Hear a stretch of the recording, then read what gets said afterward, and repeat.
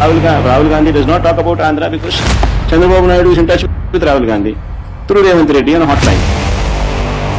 नमस्कार दोस्तों, मैं हूं मोइनुद्दीन खान और आपका स्वागत है हमारे YouTube channel unfolded MD sir पर।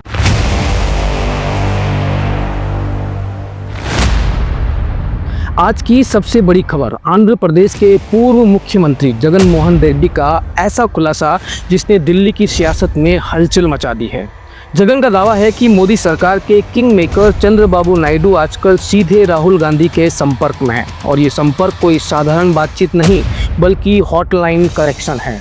अब सवाल उठता है, क्या सचमुच एनडीए की राजनीति करवट बदलने वाली है?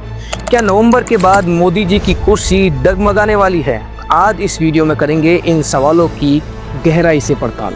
लेकिन दोस्तों, आगे बढ़ने से पहले एक छोटी सी गुजारिश, अगर आपने अब तक चैनल को सब्सक्राइब नहीं किया है तो कर लीजिए, वीडियो को लाइक कीजिए और अपना विचार कमेंट में जरूर बताइए।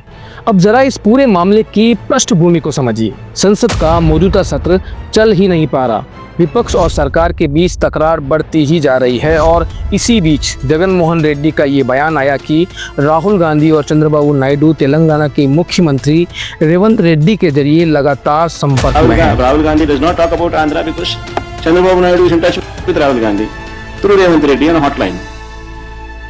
दोस्तों, ये बयान किसी छोटे मोटे नेता का नहीं है। जगन खुद आंध्र प्रदेश के सीएम रह चुके हैं, दक्षिण भारत के बड़े नेता हैं और उनकी बात को नजरअंदाज करना आसान नहीं है। तो चलिए अब असली मुद्दे पर आते हैं। नायडू और राहुल गांधी की इस हॉटलाइन पॉलिटिक्स का मतलब क्या है? पहला, मोदी सरकार की कमजोरी का एहसास। पिछले कुछ महीनों में मोदी सरकार पर दबाव बढ़ा है। आर्थिक चुनौतियां, आरएसएस की नाराजगी और पार्टी के भीतर बढ़ती बगावत। यहाँ तक कि मोहन भागवत तक कह चुके हैं कि नेताओं को 75 की उम्र में रिटायर हो जाना चाहिए। नायडू को शायद लग रहा है कि मोदी अब पहले जितने मजबूत नहीं रहे। दूसरा, हिंदुत्व बनाम सेक्युलर राजनीति। नायडू की टीडीपी हमेशा से एक सेक्युलर पार्टी रही है। बीजेपी की आक्रामक हिंदुत्व राजनीति ने उनके मुस्लिम वोट बैंक को बड़ा नुकसान पहुंचाया। अब नायडू को डर है कि बीजेपी के साथ रहकर लंबी राजनीति मुश्किल हो जाएगी। तीसरा, बड़ा ऑफर बनाम छोटा ऑफर। राजनीति में गणित सीधा है, जो ज़्यादा फायदा दे उसी के साथ जाओ। नायडू को लग सकता है कि कांग्रेस और इंडिया अलायंस उन्हें एनडीए से ज़्यादा पावर और पोजीशन ऑफर कर सकता है। अब इन पॉइंट्स को जोड़कर देखिए, अगर बिहार चुनाव के बाद एनडीए कमज़ोर हुआ तो नायडू बाबू विपक्ष के साथ जाकर किंग मेकर बन सकते हैं। अब अगर असर की बात करें तो जगन मोहन रेड्डी के बयान के बाद एनडीए में हलचल मच गई। छोटी छोटी सहयोगी पार्टियां जैसे एलजेपी, आरएलडी और जेडीयू के सांसद असमंजस में हैं और इसी बीच बीजेपी के भीतर भी बगावत के संकेत दिखने लगे हैं। हाल ही में कॉन्स्टिट्यूशन क्लब के चुनाव में अमित शाह का कैंडिडेट संजीव बालियान हार गया, जबकि बागी बीजेपी सांसद राजीव प्रताप रूडी विपक्षी पार्टियों के समर्थन से जीत गए। दोस्तों, ये छोटा चुनाव नहीं था बल्कि इसने बड़ा मैसेज भी दिया। बीजेपी सांसद अब अमित शाह और मोदी से उतना नहीं डरते जितना पहले डरते थे। तो तस्वीर साफ है, एक तरफ एनडीए में अंदरूनी कलह, दूसरी तरफ विपक्षी खेमे में नई जुगलबंदी।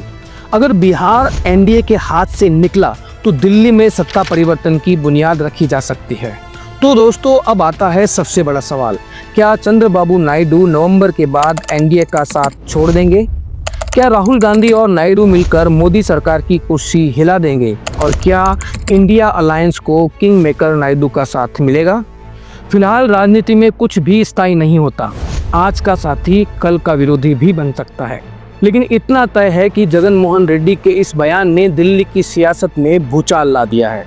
दोस्तों, अगर आपको ये विश्लेषण पसंद आया हो तो वीडियो को लाइक कीजिए, अपने दोस्तों के साथ शेयर कीजिए और चैनल को सब्सक्राइब करना ना भूलें। नीचे कमेंट में लिखिए, क्या आपको लगता है कि नायडू बाबू एनडीए छोड़कर राहुल गांधी के साथ जाएंगे? आपके विचार जानने का मुझे इंतजार रहेगा। मिलते हैं फिर किसी अगले वीडियो में, तब तक के लिए धन्यवाद।